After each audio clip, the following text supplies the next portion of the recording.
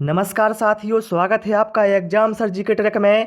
प्यारे साथियों, जिस तरह से आपने पहले वीडियो पर अपना प्यार दिखाया है वो काबिले तारीफ है और उसके लिए मैं आपका दिल से सदा आभारी हूँ। चलिए साथियों, आज हम उसी क्रम को आगे बढ़ाते हुए लेकर आए हैं इतिहास के महत्वपूर्ण प्रश्न। इसका सेकंड पार्ट लेकर आ गए हैं, जिसमें हमने उन प्रश्नों को शामिल किया है जिन्हें यदि आप पढ़ते हैं तो निश्चित ही यहाँ से आपको एग्जाम में प्रश्न देखने को मिलेंगे।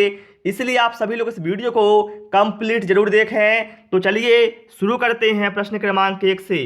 कुमार देवी किस गुप्त शासक की पत्नी थी? चंद्रगुप्त प्रथम, समुद्रगुप्त, रायगुप्त या फिर चंद्रगुप्त द्वितीय। तो यहाँ पर राइट आंसर हमारा ऑप्शन ए के साथ चला जाएगा।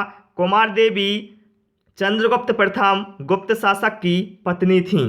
प्रश्न क्रमांक 2 पर आते हैं, और यदि आपको इनके आंसर पहले से पता है तो कमेंट अवश्य कर देना साथियों। यूनानी राजदूत मेगास्थनीज किसके दरबार में भारत आया था? अजातशत्रु, अशोक, चंद्रगुप्त मौर्य या फिर बिंबिसार।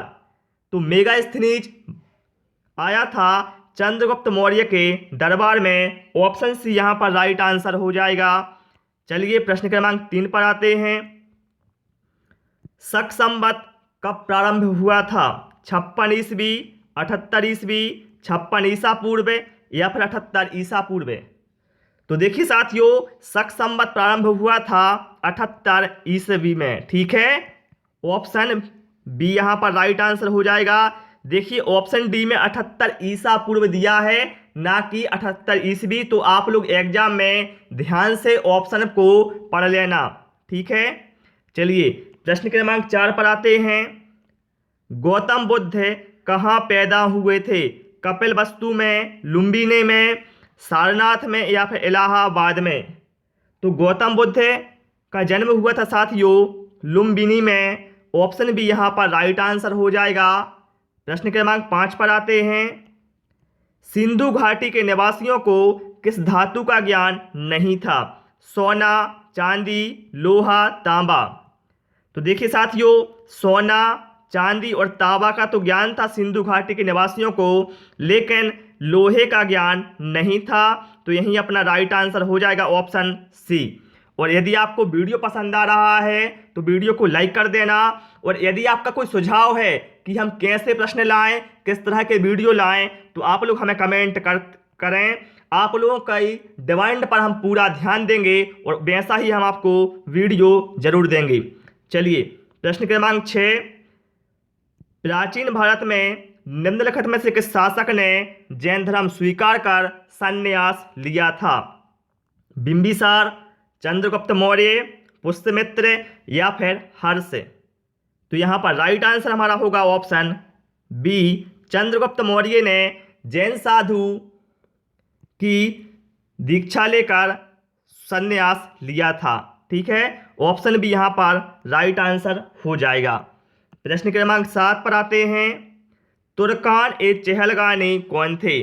सुल्तान के अंगरक्षक, 40 तुर्क अमीरों का समूह है, इस्लाम के धार्मिक विशेषज्ञ या फिर इनमें से कोई नहीं। तो साथियों, तुर्कान ए चहलगानी थे 40 तुर्क अमीरों का समूह था यह। ऑप्शन बी यहाँ पर राइट आंसर हो जाएगा। प्रश्न क्रमांक 8 पर आते हैं। किस दिल्ली सुल्तान ने घोड़ों की दागने की प्रथा का प्रारंभ किया था? इल्तुतमिश, बलबन, अलाउद्दीन खिलजी या फिर फिरोज शाह तुगलक। तो देखिए घोड़ों को दागने की जो प्रथा है ये प्रारंभ की थी अलाउद्दीन खिलजी ने, अर्थात ऑप्शन सी यहाँ पर राइट आंसर हमारा हो जाएगा। प्रश्न क्रमांक 9 पर आते हैं। भारत में सर्वप्रथम आने वाले यूरोपीय कौन थे? फ्रांसीसी, विक्ट्रेस, पुर्तगाली या फिर स्पेनिश। तो देखिए साथियों, सबसे पहले यूरोपीय कौन से आए थे? तो वो थे पुर्तगाली। ऑप्शन सी यहाँ पर राइट आंसर हमारा हो जाएगा। प्रश्न क्रमांक 10 पर आते हैं। किताब उल हिंद का लेखक कौन था? ऑप्शन है अमीर खुसरो, अलबरूनी, इब्न बतूता या फिर हसन निजामी। किताब उल हिंद का लेखक कौन था? तो यहाँ पर राइट आंसर हमारा होगा अल बरूनी। ऑप्शन बी यहाँ पर राइट आंसर हो जाएगा। प्रश्न क्रमांक 11 पर आते हैं। हर्ष के काल में भारत में किसने यात्रा की थी? ह्वेनसांग, फाहियान, अलबरूनी या फिर मेगास्थनीज। तो देखिए मेगास्थनीज के बारे में हम पढ़ चुके हैं। यह चंद्रगुप्त मौर्य के दरबार में आया था। लेकिन हर्ष के काल में कौन आया था? तो वो था ह्वेनसांग। ऑप्शन ए यहाँ पर राइट आंसर हमारा हो जाएगा। प्रश्न क्रमांक 12 पर आते हैं। निम्नलिखित में से कौन सी सिंधु घाटी सभ्यता की प्रमुख विशेषता थी? अर्थव्यवस्था, धार्मिक जीवन, नगर योजना या फिर सामाजिक जीवन। तो सिंधु घाटी सभ्यता की जो प्रमुख विशेषता थी वो था नगर योजना, अर्थात ऑप्शन सी यहाँ पर राइट आंसर हो जाएगा। प्रश्न क्रमांक 13 पर आते हैं। और यदि आपको वीडियो पसंद आ रहा है तो वीडियो को लाइक करना साथियों, और दोस्तों के साथ भी शेयर कर देना, और जो भी आपका सुझाव है वो कमेंट बॉक्स में अवश्य बताना। चलिए, किस बौद्ध संगति में बौद्ध धर्म की हीनयान और महायान शाखाओं का उदय हुआ? बताना है कौन सी बौद्ध संगति में बौद्ध धर्म की हीनयान और महायान शाखाओं का उदय हुआ था? पहली, दूसरी, तीसरी या फिर चौथी? तो यहाँ पर राइट आंसर हमारा होगा चौथी बौद्ध संगति। और आप लोग हमें कमेंट करके बताएं कि चौथी बौद्ध संगति का आयोजन कहाँ हुआ था और किसके शासनकाल में हुआ था। चलिए, प्रश्न क्रमांक 14 पर आते हैं। बौद्ध दर्शन का दार्शनिक विवेचन किस ग्रंथ में है? सुत्त पिटक, विनय पिटक, अभिधम्म पिटक या फिर जातक कथा? तो बौद्ध दर्शन का दार्शनिक विवेचन है अभिधम्म पिटक में, अर्थात ऑप्शन सी यहाँ पर हमारा राइट आंसर हो जाएगा। प्रश्न क्रमांक 15 पर आते हैं। मुद्रा राक्षस किसने लिखा है? विष्णुगुप्त, बाणभट्ट, विशाखदत्त या फिर भारवी? तो मुद्रा राक्षस लिखा है विशाखदत्त ने, अर्थात ऑप्शन सी यहाँ पर राइट आंसर हमारा चला जाएगा। प्रश्न क्रमांक 16 पर आते हैं।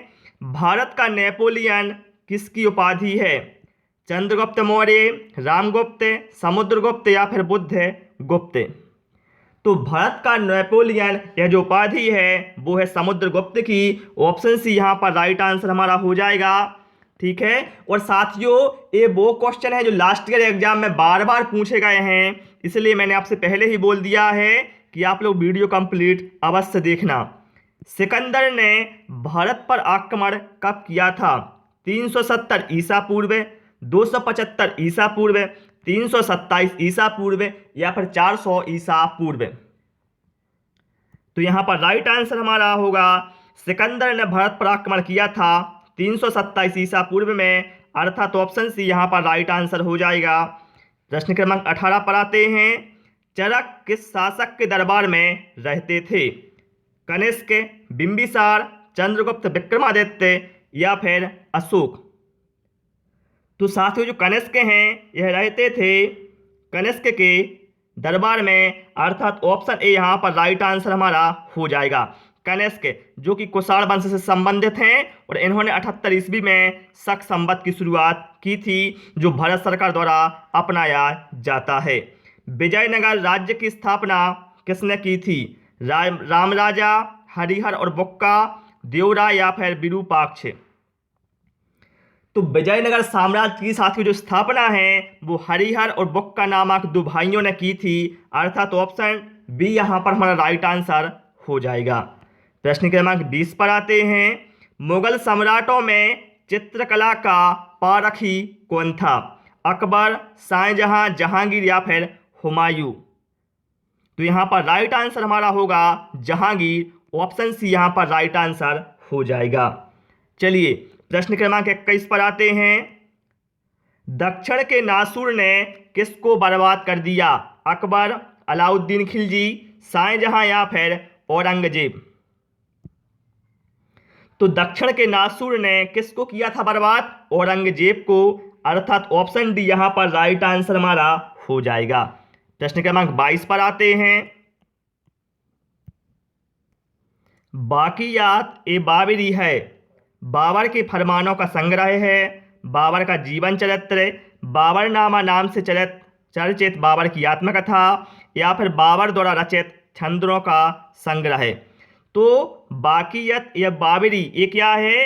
ये बाबरनामा नाम से चर्चित बाबर की आत्मकथा है, अर्थात ऑप्शन सी यहाँ पर राइट आंसर हो जाएगा। और ध्यान रखिए, बाबर ने अपनी जो आत्मकथा है वो स्वयं लिखी थी, ये आप ध्यान रखना। चलिए प्रश्न क्रमांक 23 पर आते हैं। आधुनिक भारत का पिता किसे कहा जाता है? स्वामी विवेकानंद, ईश्वरचंद विद्यासागर, राजा राममोहन राय या फिर गोपाल कृष्ण गोखले। तो आधुनिक भारत का साथियों जो पिता है वो कहा जाता है राजा राममोहन राय को, अर्थात ऑप्शन सी यहाँ पर राइट आंसर हमारा हो जाएगा। प्रश्न क्रमांक 24 पर आ जाते हैं। शेरशाह सूरी अपने किस कार्य के लिए सर्वाधिक प्रसिद्ध है? शैक्षिक सुधार, सामाजिक सुधार, प्रशासनिक सुधार या फिर धार्मिक सुधार। तो शेरशाह सूरी यह प्रसिद्ध है अपने प्रशासनिक सुधार कार्य के लिए, अर्थात ऑप्शन सी यहाँ पर राइट आंसर हमारा हो जाएगा।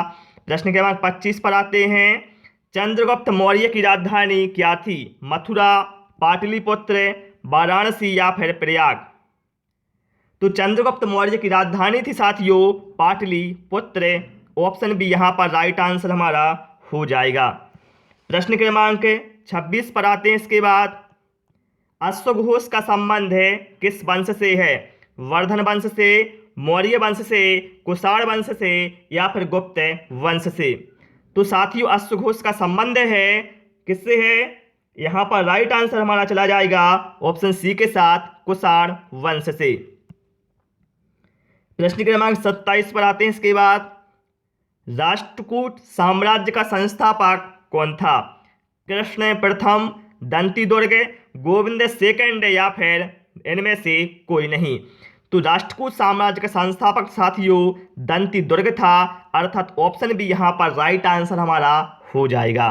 प्रश्न क्रमांक 28 पर आते हैं। इसके बाद मुझे नहीं मालूम क्या कानूनी है क्या गैर कानूनी, राज्य की आवश्यकता अनुसार कानून बनाता हूँ, यह किसने कहा था? ऑप्शन है बलबन, अलाउद्दीन खिलजी, फिरोज तुगलक या फिर रजिया सुल्तान। तो ये जो साथियों जो कथन है ये कहा था किसने?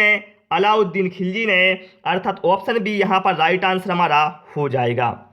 प्रश्न क्रमांक 29 पर आते हैं। इब्न बतूता किसके शासनकाल में भारत आया था? अलाउद्दीन खिलजी, गयासुद्दीन तुगलक, मोहम्मद बिन तुगलक या फिर फिरोज शाह तुगलक। तो इब्न बतूता यह आया था मोहम्मद बिन तुगलक के शासनकाल में, अर्थात ऑप्शन सी यहाँ पर हमारा राइट आंसर हो जाएगा। चलिए प्रश्न क्रमांक 30 पर आते हैं। बुलंद दरवाजा अकबर की किस विजय के उपलक्ष्य में बनाया गया था? राजपूत, मारवाड़, गुजरात या फिर दक्कन। तो बुलंद दरवाजा साथियों गुजरात विजय के उपलक्ष्य में अकबर ने बनवाया था, ऑप्शन सी यहाँ पर राइट आंसर हमारा हो जाएगा। आप लोग हमें कमेंट करके बताएं कि बुलंद दरवाजा कहाँ पर है। तो साथियों हमने इसमें केवल 30 क्वेश्चन इंक्लूड किए थे। आपको वीडियो कैसा लगा हमें कमेंट करके बता देना। वीडियो पसंद आया हो तो वीडियो को लाइक करना, दोस्तों के साथ शेयर करना, और यदि आप नए नए वीडियो चाहते हैं, नई नई जीके ट्रिक चाहते हैं तो चैनल को सब्सक्राइब करें। Thanks for watching this video.